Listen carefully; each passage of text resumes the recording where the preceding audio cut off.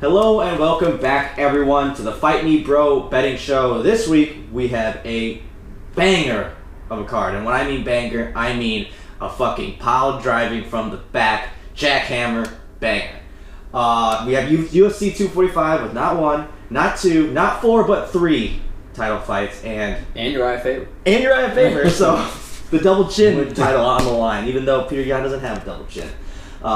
But we got a lot to bet on this card. I have a full slate. I think Nick has 5 bets. I have 6 or 7 and change, so we'll get right into things. First off, I'm going in the Matt Brown, Ben Saunders fight. I did a little deep dive into the analytics on this one. In the last Found out they're both not that great. They're both not that great. However, Saunders is a lot more not that great. In the last 16 fights, 13 of them have not seen the third round. I'm going at minus 267.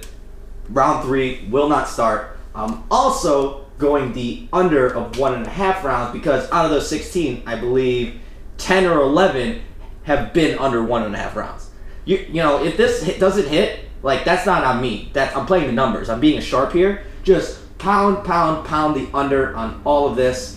Again, you could thank me once he gets knocked out in the first round. I mean, they're both old as fuck, but Matt Brown, like, you know he's crazy. He's going to go out there. Saunders is old as fuck, too. He's going to sleep in this. So, I love this fight, under 1.5, and round 3 won't start. Love it, love it, love it. Totally agree with you, but if you don't mind my asking, why take the 1.5 and then buy yourself the extra 2 minutes? Because in a lot of those fights I saw, it's like 239. It's like second round in 239, 240. But why wouldn't you just put all the money on the one that covers the most of your bet? I guess I didn't think that far because I'd have one hit. I was like, you're talking about being a sharp, but I'm pretty sure the smart money doesn't say to split bets like that. Yeah, no. I was just trying to double dip, and now that I'm thinking about I'm seeing red. I'm just shooting all over the place. Well, what happened was I saw under 1.5. I was like, dude, love it, love it, love it. Then I kept doing more. I'm like, dude, he never goes to the third round. I'm like, I don't care what the price is. At the very least, okay, maybe you get a little bit of it back, but they're both going to hit, so don't even worry about it. Don't do the math. Don't get in my head. I'm playing the stats here. All right? That's one where you're scrolling through and you see the buy TKO line, and then you're like, oh, that looks nice. I'm going to put that on the card, and then you scroll down a little further and you see that same person buy submission, and you jump at it. Yep. You just take them both, and you just end up being, without realizing it, for equal value. So then without realizing, you just neutralize yourself. Yeah, no. This was a shoot first, ask questions never situation. Yeah. So don't think about it too much. Just place both of those bets in. You'll thank me later. All right, so following up that betting strategy, first off, we're going real early in the card. Viviane Araújo, whoever the girl fighting Jessica Ai is at minus 175.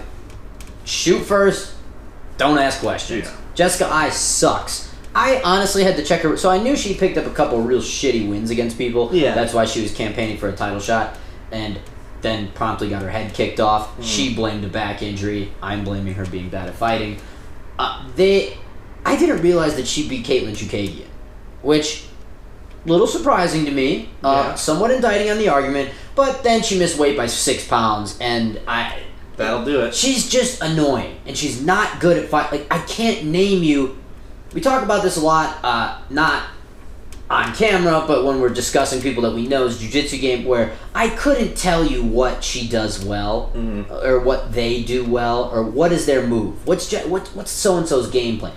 What is Jessica Ai's move? Like, I don't know how she wins fights. I don't understand it. I don't know who the hell this Viviane Araújo chick is. I know that she just tries to throw overhand rights, which sounds, that gives her one more skill at a minimum than Jessica Ai has. And so that's why I open it up. Just get Jessica Ai's going to get swooped out of. She is also, by the way, including those 3 wins, about 3 and 7 maybe, I think, in her last 10. She has an atrocious record. It's time to just get her out of the paint, and she's way annoying. And she's not done paying penance. The Shevchenko knockout might have seemed like enough. It was not nearly enough for that here we go evil, here we go attempt at a chant thing that she tried pulling off. She has not paid her dues enough for that. So hammer the other chick. Minus 175. I agree, and really, you're going to have to commend Jessica Ai. That's an all-time finesse, just being bad at fighting, then putting together 3 3 wins, and it's like, oh, got a title shot. She might go down as one of the worst people to get a title shot. 3 wins, 2 of which were split decisions. Yeah, exactly. Which, for those of you that at home are not paying attention to that, means that at least one judge, well, exactly one judge, saw her losing. Yeah. So in one of her last 3 wins, it was clear that she won the fight. Mm-hmm. In one of her last 10 fights, it was clear that she won the fight. Damn. Sit on that. Not great. Yeah, that's a little bit of knowledge for you. All right, moving on. We're going to the Jeff Neal, Mike Perry fight. You know I love me some Mike Perry, but I think Jeff Neal's actually pretty good. I'm starting to think he's like an actual skilled fighter. So I'm taking Jeff Neal here. I'm taking him by decision. One, because Mike Perry's a tough motherfucker, and if LeCue couldn't finish him, I'm thinking maybe he's got a good shot. It's at plus money. I think plus 180. So I'm taking that, and I'm also taking Jeff Neal by decision. It's the end of the year, man. I gotta start taking shots downfield, double dipping. So even if Jeff Neal does finish Mike Perry, you at least push a wash here. But I'm gonna still root for Mike Perry in this fight to just get to the end. It's gonna be what's the movie with Robert Downey Jr. plays the black guy? Iron Man. Survive. It's just going to be survive. But I don't see unless Mike Perry pulls off some sort of knockout, which he very well could. I just don't see the skill set there to beat him. Okay, yeah, no. So mine, this forewarning, this next bet, this is one of those bets you're throwing the money in the garbage. So you got to double up somewhere else in the card where you know you're gonna win. To take a shot at this one. However, I saw this, couldn't believe the odds were what they were. And if this happens, this is one of those things where I just can't not be a part of it. The FOMO would kill me inside. And so we are going to jump up to the Uriah Faber, Peter Yan fight. This should be a one-sided ass fucking. Yeah. Pillar to post. You are not going to see porn stars get railed as hard as Uriah Faber is about to get put to the wall in this fight. That being said, when I'm scrolling through the lines for this event and I see the Uriah Faber by submission line at 1,150, I saw that. I can't, because I'm also, Uriah Faber as a dad is 1-0 with 1 finish. Uriah Faber's not going to knock out Peter Yan because Peter Yan, I just think, has too much of a brickhead. I know we all said that about Ricky Simone, but something about guys with mullets, they seem to... They take punches well, and I don't mean that in the good way. Yeah. They get hit, and it looks like it hurts. Yeah, when you see the hair move, it always looks like you got a soft chin. It looks way worse. Yeah. Peter Yan, no mullet, takes a punch well in the good way. Mm-hmm. That said, Peter Yan is a scrambler, so they will get into... And he's good at it. Yeah. But Uriah, that's the only thing that Uriah Faber is really good at, if we're being honest. Especially at this day and age. We went over this a million times. Uriah Faber's game has not evolved from overhand right and try to scramble. Those are literally the 2 things that Uriah Faber does. He is going to eat a million punches. Probably get sat on his ass at multiple junctures in time in this fight. He might be able to scramble up and grab that guillotine. And if that happens, for whatever reason... That is one thing I can tell you for a 100% fact. Uriah Faber, seen him lock it up before. It's tight as fuck. So whether you're Peter Yan or Marlon Moraes or who's the champ right now? Henry Cejudo, whoever the hell you are, Uriah Faber locks up that guillotine, it's over. Mm-hmm. Now, he's 40, probably going to be tough to lock it up. That's set at 1,150. I will not be missing out if that hits. So speaking of shots downfield, that's the big babooey for this one. Now, if you just want to cover that bet, just put an extra $40 on Peter Yan and you'll be good to go. Yeah, see, I saw that too. I really liked it, but it is a long shot. I get your logic here. That's literally the only way he'll win. And so, hey, you don't want to be on the wrong side of history, especially with Uriah Faber coming back, and then that'd be crazy. He just knocks out Ricky Simone, comes back, chokes out Peter Yan. Title contention. Maybe, probably, actually, in the day and age we live in. Oh, yeah. My next bet's also in this fight. I got Peter Yan by decision here, just because at $550, that is a steep price to pay for Peter Yan, and because there's the chance that could get pulled off, I'm not really feeling that too much. But Uriah Faber is a tough motherfucker. He hasn't been finished since Barao, which was like ages ago. But then again, he hasn't fought since ages ago, and he's 40. But I'm gonna, again, this is kind of like my Mike Perry. I'll be rooting for Uriah to make it to the end. Survive. So I like him. It's plus 170, which seems like a pretty, go from minus 550 to plus 170. I think everyone just assumes he's gonna get knocked out. Yeah, but I like Uriah, man. I'm hoping he hasn't taken a lot of damage in a few years. Maybe that CTE has worn off a little bit, but I like him. Got some of Russell Wilson's concussion. Yeah, maybe he's just drinking the concussion water. Hey, they're both on the West Coast. It could happen. Yeah. Moving on, fight right above that. We're going Marlon Moraes, Jose Aldo. This one is a kind of a no-brainer. Debated making it my lock of the week. Wouldn't be surprised if it's yours. Jose Aldo looks like Skeletor. Mm-hmm. He is. I've seen more nourished human beings on Sarah McLachlan commercials. Yeah. They're yes, he can make the weight. I understand, and I know everybody likes to say in fighting, the hard part's over. Made weight. Well, kind of.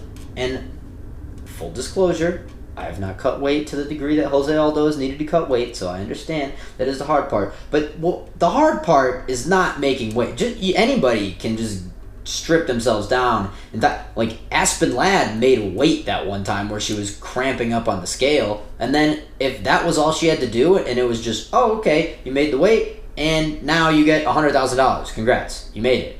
Everybody would be cutting weight for money. Mm-hmm. The problem is you then have to go perform. And Marlon Moraes is not a cardio machine, so I don't necessarily know that Jose Aldo is going to be lacking in that department to an extent where it's going to hurt him winning. But what I do know is taking 10 pounds of muscle, aka 10 pounds of meat armor off of you, is not going to help you deal with how Marlon Moraes hits in the first 5 minutes. And Marlon Moraes hits fucking hard in the first 5 minutes. It took Henry Cejudo's giant dome head to be able to survive a first round with Marlon Moraes. Pretty much he put everyone else away in the first, or kind of had these really slow-paced decisions. Yeah. And so I just don't, this one I think is going to be kind of depressing. It's going to be as soon as Moraes lands a crisp two-piece of any sort, whether that be hook straight kick, whatever the case may be, I think we're going to watch Jose Aldo just wilt. And it's not, he just needs more armor. He needs more meat armor. Needs a better meat suit. Yeah. Can't strip that down to 135. How caved in his cheekbones look, I cannot support this decision. No, That said, I will gladly take it because I think that this is one of the easier bets on the card. Oh, absolutely! I'm surprised it wasn't in your lock. I really wish I was better at video editing, because we should take the Sarah McLachlan Arms of an Angel and just Photoshop a bunch of, or not Photoshop, but just put in a bunch of Jose Aldo weighing in. It's bad when there have been videos going around where people have quite literally Photoshopped Jose Aldo's waist to be about 6 to 7 inches in diameter, like the size of a tennis ball. Yeah. People are falling for it. Like seriously, like if you go in the comments, people are, oh my god, I can't believe they're letting him fight. That is as thin down as I've ever seen him. This is terrible. That doesn't even seem real. It's not, you fucking idiot. It's photo. But the fact that it's gotten to that point says enough. Yeah, and then I love everyone just comparing, like, well, look at Conor McGregor when he weighed in at 145. It's like, yeah, well, that's Conor McGregor, and he knocked out Jose Aldo. They're different people. Also, wasn't on the end of his career after getting knocked out twice by Max Holloway. Right? Yeah. Like, the circumstances were certainly different. All right, well, I'm going in all the way to, this is the co-main, I believe? Is Nunez Duranami co-main? What's tri-main? I don't know what the fuck it is. I'm going middle of the main card. Duranami versus Amanda Nunez. I like Amanda Nunez here, but it is pretty steep again at minus 310 at this point, and Duranami is no joke. I can see her giving her a little trouble just because the first time Nunez and them fought, she was able to take her down. I don't see the fight necessarily going that way because GDR has improved on the wrestling game. I envision this being more of a stand-up game, but I still like Nunez. By decision, I believe it is at plus 360. So it's going from minus 310 to plus 360. I'm all about that. I'm taking away these favorites, just picking by decision or by finish. I looked at Duranami's record. She's only been finished once from strikes, and it was from Nunez, which doesn't help, and then once by submission. I don't know which. She had like 10 fights. But no, I went back and looked in all of her her kickboxing too. But I mean, she has taken a ton of fucking damage in the kickboxing and shit, but she has a track record of being okay on her feet, and I haven't seen her necessarily like been super hurt. I think she's just gonna lose. Maybe she'd get clipped a few times and just lose what I hope to be a decision. If I was leaning, I would probably think Nunez does have a good shot at finishing her, but I don't know. I like the odds, so taking that for one unit. And now we're into the locks of the week. No, not mine. Oh, not yet? One more. Oh. I did not do a double lock. So we have also in that fight, I'm actually going to go out on a limb here for most of kind of what you said, and I'm taking Jermaine Durandamy to win this one at plus 280. Why? I think that Nunez, while the smart money would indicate that if she probably should just stick to throwing some hands, get a takedown, be an athlete, do what you do because you are the best athlete in that division, throw Durandamy on the ground, and pound her face in, basically. I think Nunez has fallen in love with her hands, rightfully so. Every right to do that. She has KO'd literally everybody, and it has been brutal. Mm-hmm. Something, I don't know. I get a weird feeling about this fight where that Durant, and I guess the one indicting thing on my argument could be that Holly Holm was kind of supposed to be the same thing. Mm-hmm.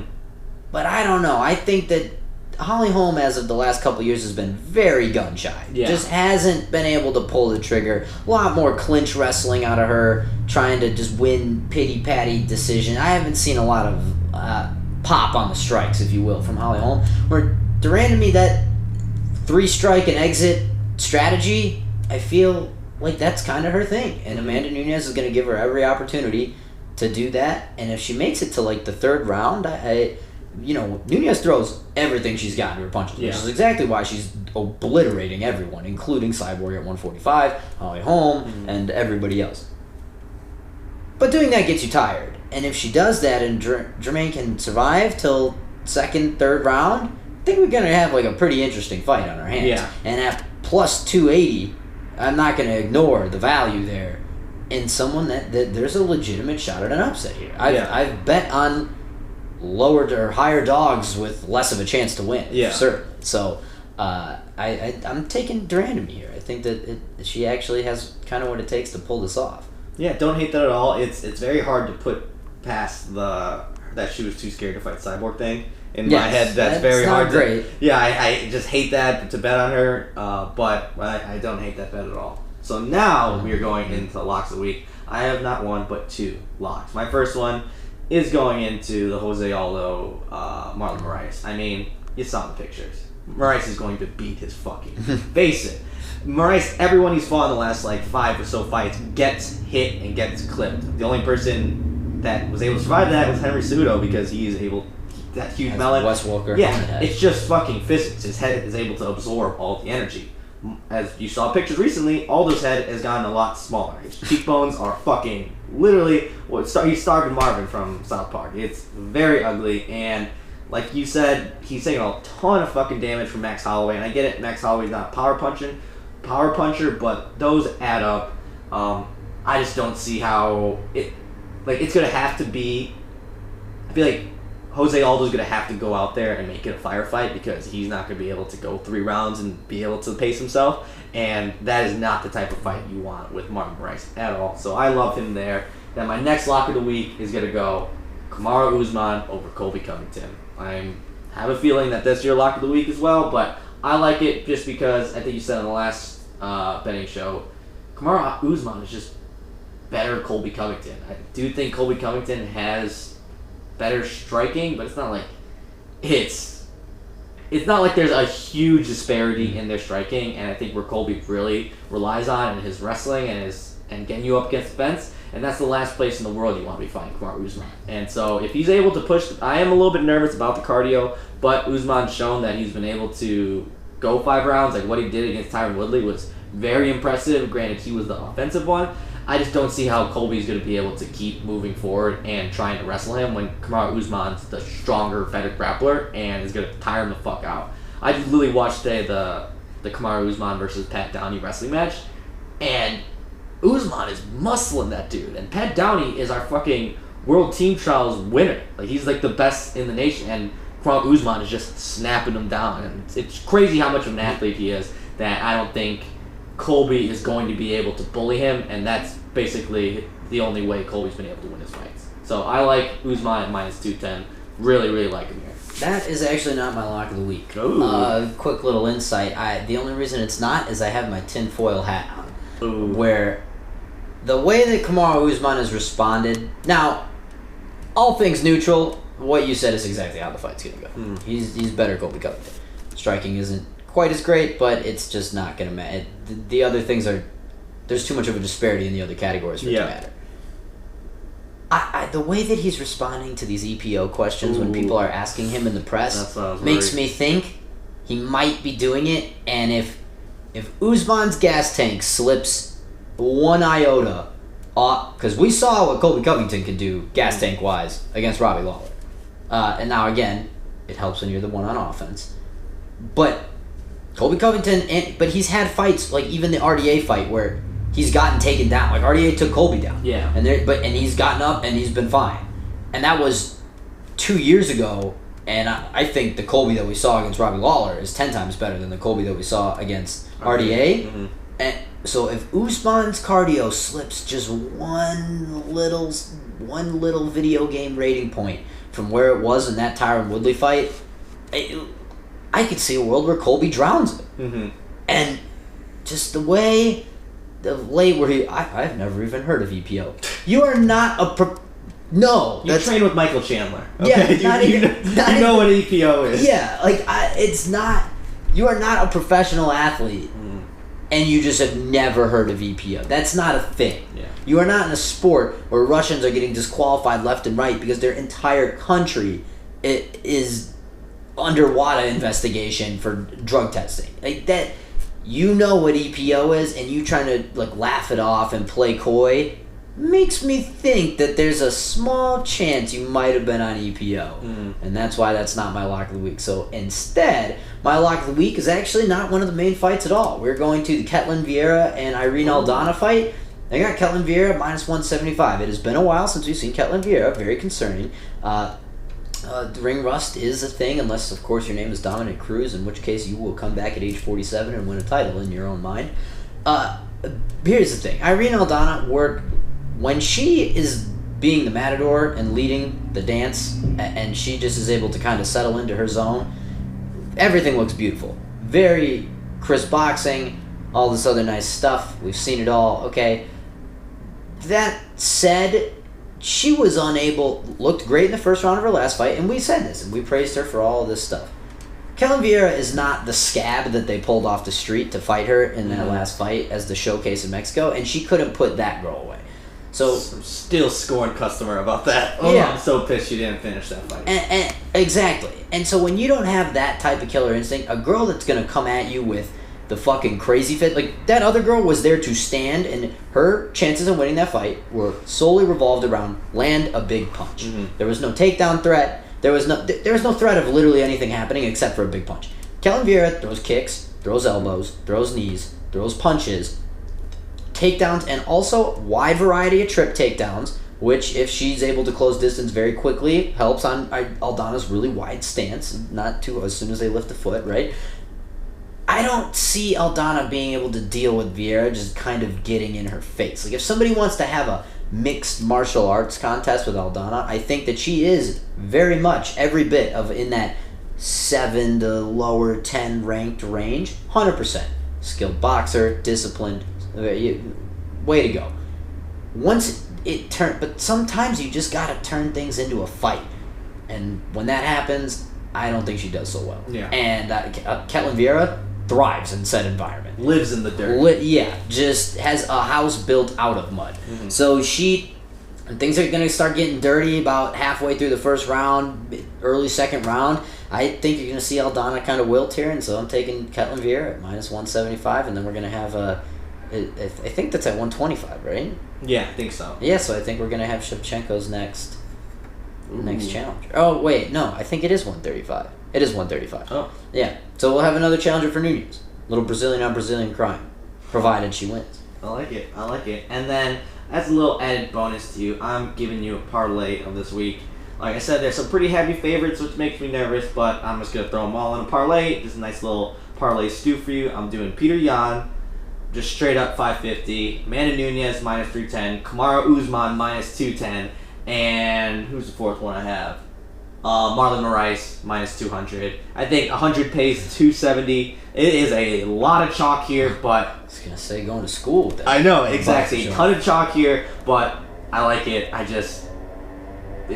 upset could always happen, except for the Peter Yan fight. But I don't know. I feel pretty confident in those fights. So we have a ton of action. Obviously, we're gonna hopefully be live tweeting this. We have a bar call we have to go to before the fight. So It's for charity, though. it's for charity. So we're doing God's work. Well, dude was real. Beer by beer. We're doing it for the big man upstairs. But yeah, so our tweets may be a little bit tipsy, but they'll be there, and we're excited as you guys are for the fight, so feel free to tweet at us anything, any sort of bets that you think are going to hit, because I can assure you, I'm going to be swinging for the fences. These Christmas presents aren't going to buy themselves, so we need the bookie to be paying for them. So, until then, we will see you. Is there a card next week? I think it's next. I don't know when it is, but Frankie Edgar Korean Zombie's coming up soon. Oh shit, that's right. Alright, well, we'll maybe see you next week. Until then, peace out.